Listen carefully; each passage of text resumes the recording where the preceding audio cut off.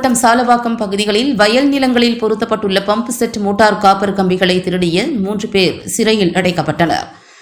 காஞ்சிபுரம் மாவட்டம் உத்திரமேரூர் வட்டம் களியப்பேட்டை, சாத்தனஞ்சேரி உள்ளிட்ட கிராமங்களில் சில தினங்களாக விவசாய கிணறுகளில் பொருத்தப்பட்டுள்ள மோட்டார்களின் காப்பர் கம்பிகளையும், மின் கம்பத்திலிருந்து தாமிர கம்பிகளையும், பம்ப் செட்டுக்கு செல்லும் மோட்டார் இணைப்பு மின் ஒயர்களையும் மர்ம நபர்கள் துண்டித்து திருட்டு சம்பவத்தில் ஈடுபட்டு வருவதாக களியப்பேட்டை கிராமத்தைச் சேர்ந்த விவசாயி கார்த்திகேயன் என்பவர் சாலவாக்கம் போலீசாரிடம் புகார் அளித்துள்ளார்.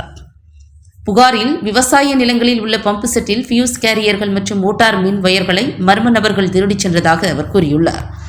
இதனையடுத்து சாலவாக்கம் இன்ஸ்பெக்டர் பாலச்சந்திரன் தலைமையிலான போலீசார் அப்பகுதிகளில் உள்ள கேமரா பதிவுகளை ஆய்வு செய்து தீவிர விசாரணை மேற்கொண்டனர்.